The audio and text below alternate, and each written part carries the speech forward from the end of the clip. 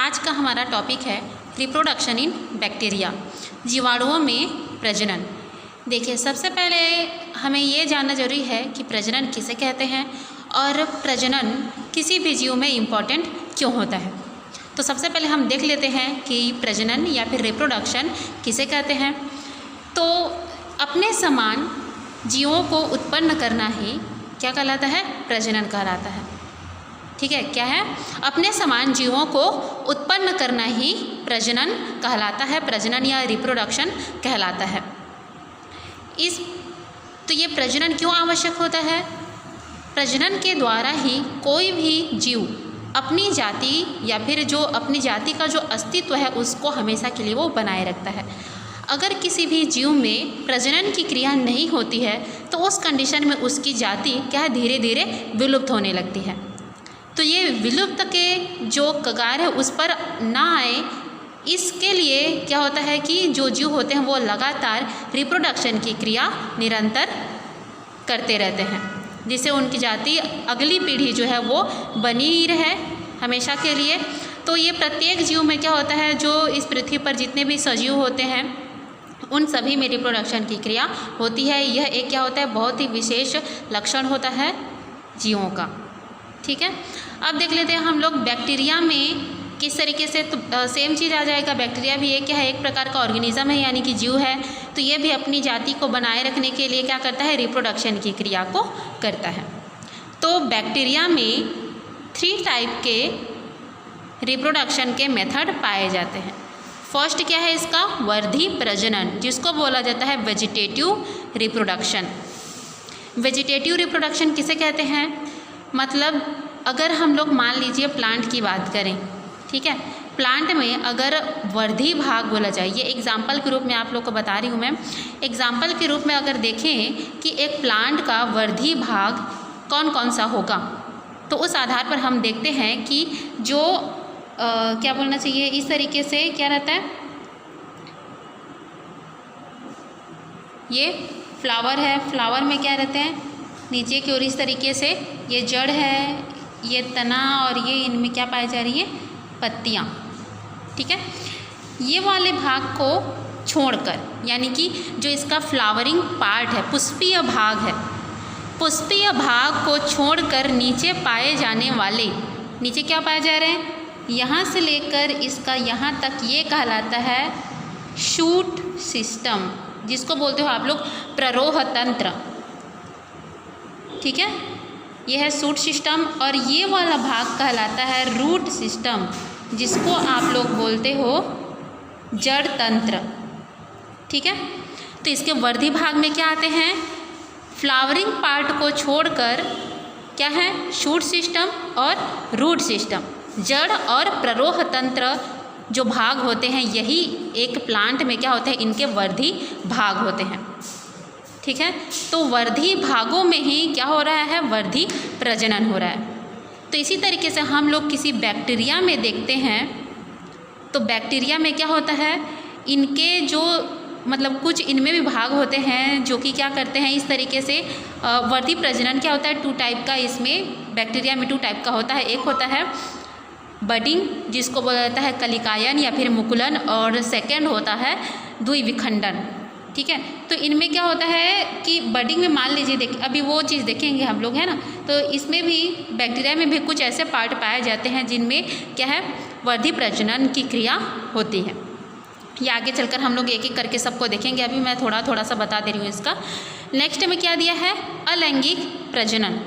ठीक है, ये देखिए यहाँ पर लैंगिक दिया हुआ है, यहाँ पर अलैंगिक प्रजनन यहाँ पर दिखाया गया है। तो अलैंगिक प्रजनन में किस तरीके से होता है ये देखते हैं।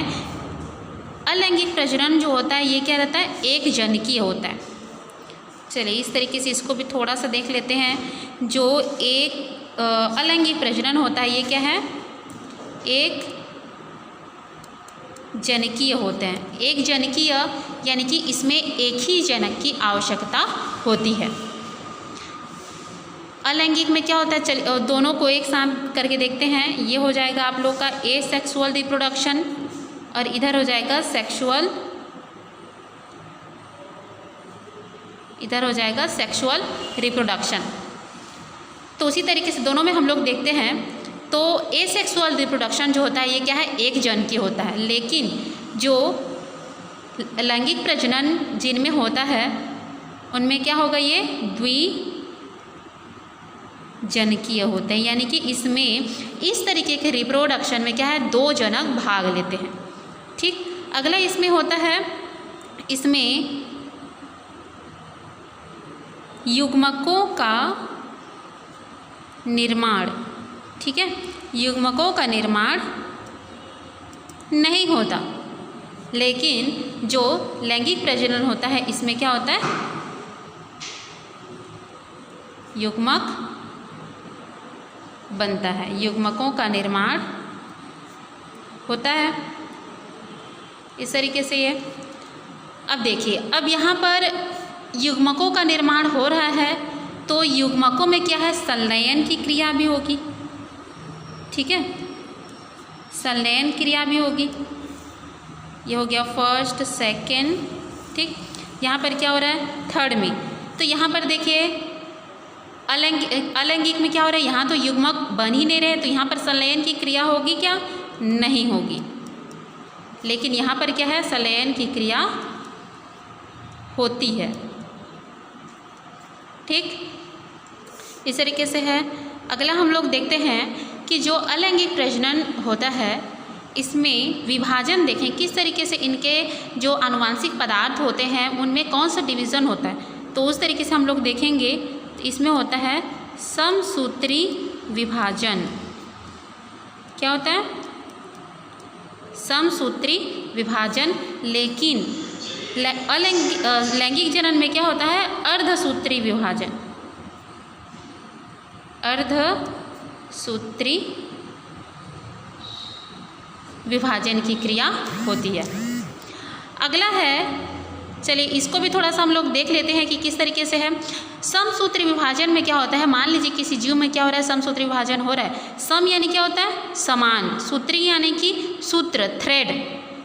सूत्री, यहाँ पर सूत्र किसको बोला जाए, जो गुणसूत्र होते हैं। ठीक है, गुणसूत्र पहले किस कंडीशन में रहते हैं, लेकिन एक चीज़ है यहाँ पर कि बैक्टीरिया में तो गुणसूत्र का निर्माण होता ही नहीं है। ठीक है, तो इस कंडीशन में वो क्या होता है, मतलब ये क्या है, एक प्रोकैरियोटिक संरचना है ना, इसलिए बता रही हूँ। लेकिन यूकैरियोटिक संरचना में गुणसूत्रों का निर्माण होता है। इस तरीके से है। अब देखते हैं समसूत्री में क्या होगा, समान होगा। किस सूत्र यानी कि जो सूत्र हैं या फिर जो क्रोमोसोम है, ठीक है, उनकी संख्या क्या होती है, समान होती है। गुणसूत्रों की संख्या समान होती है। कब, विभाजन के बाद भी। यानी कि इसको हम लोग बोल सकते हैं कि समसूत्री विभाजन के द्वारा बने जो नए संतति होते हैं उनमें गुणसूत्रों की संख्या अपने जनक के समान होती है। मतलब मान लीजिए ये क्या है, एक जनक कोशिका है, पेरेंट सेल है।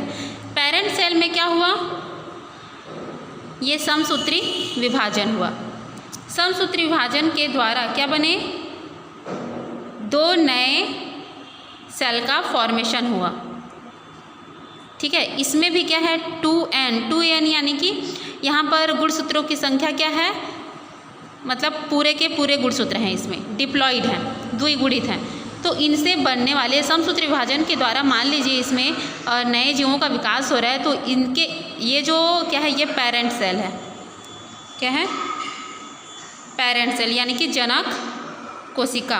तो जनक कोशिका से 2 नए डॉटर सेल का यानी कि पुत्री कोशिका का निर्माण हो रहा है। तो इन पुत्री कोशिका में भी गुणसूत्रों की संख्या क्या होगी, 2n ही होगी, यानी उसके पेरेंट्स के समान। समसूत्री विभाजन में या फिर समसूत्री विभाजन से बने नए जीवों में या फिर नए पुत्री कोशिकाओं में क्या होता है, अपने जनक के समान ही गुणसूत्र की संख्या होती है। एक तरीके से क्या बोल सकते हैं, इसको क्लोन बोल सकते हो। ये जो यहाँ पर पुत्री कोशिकाएं बनी हैं ये क्या होते हैं, अपने पेरेंट्स के क्लोन होते हैं, हूबहू कॉपीज़ होते हैं। ठीक है, जेनेटिक रूप से भी और आकारिकी शारीरिकी जो भी है उस रूप में भी क्या होते हैं, ये अपने पेरेंट्स के समान होते हैं। लेकिन यहाँ पर क्या है, लैंगिक जनन में इस तरीके की क्रिया नहीं होती। जैसे यहाँ पर क्या दिया हुआ है, ये हो गया पेरेंट सेल। पेरेंट सेल में कितनी है, गुणसूत्रों की संख्या पूरे हैं, लेकिन जब इसमें क्या होता है, अर्धसूत्री विभाजन होता है, तो जो पुत्री कोशिका बनते हैं उनकी संख्या क्या होती है, 4 होती है। लेकिन समसूत्री में कितने हैं, 2 हैं। ठीक है, समसूत्री विभाजन में क्या होता है, 2 नए कोशिकाओं दो पुत्री कोशिकाओं का निर्माण होता है। लेकिन अर्धसूत्री विभाजन में क्या होता है, एक पेरेंट सेल से 4 पुत्री कोशिकाओं का निर्माण होता है। क्यों? क्योंकि अर्धसूत्री विभाजन 2 स्टेप में कंप्लीट होता है, ये 2 भागों में बटा होता है, अर्धसूत्री प्रथम और अर्धसूत्री द्वितीय, इस तरीके से। तो जब इस सेल में क्या होता है, पहला अर्ध, यहाँ पर आप लोग बोल सकते हो अर्धसूत्री विभाजन पहला है, जिससे क्या बने, 2 कोशिकाओं का निर्माण हुआ। उसके बाद इन्हीं कोशिकाओं में फिर से क्या होता है, दूसरे अर्धसूत्री विभाजन से फिर 4 पुत्री कोशिकाओं का निर्माण होता है, जिसमें गुणसूत्रों की संख्या क्या होती है, अपने जनक कोशिका की आधी हो जाती है। ठीक है, आधी यहाँ पर आकर नहीं होगी, आधी यहाँ से होगी। ठीक है, मतलब यहाँ पर अर्धसूत्री विभाजन हुआ तो अर्धसूत्री विभाजन में इनमें क्या हो जाएगा, 2n को बोला जाता है द्विगुणित, और इसमें जिसमें गुणसूत्रों की संख्या आधी हो जाती है इसको बोला जाता है अगुणित। हैप्लॉइड बोला जाता है इसको, और इसको डिप्लॉइड। तो यहाँ पर ये डिप्लॉइड हो गया, हैप्लॉइड हो गया।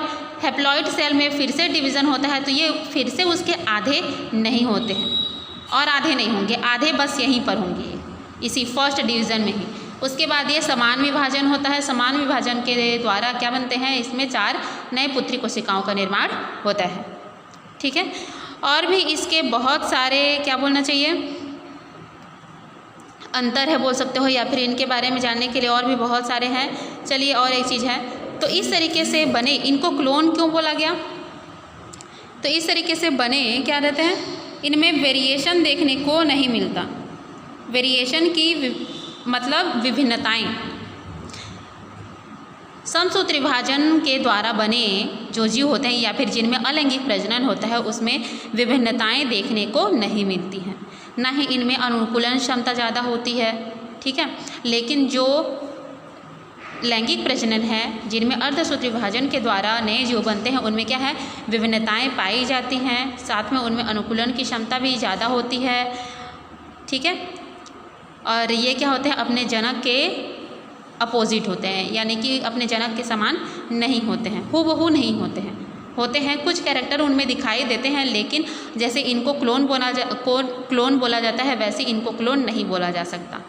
ठीक है, इस तरीके से है। अब चलिए इनके बारे में एक एक करके देख लेते हैं कि बैक्टीरिया में क्या है, वर्धी प्रजनन, अलैंगिक प्रजनन और लैंगिक प्रजनन किस तरीके से होता है।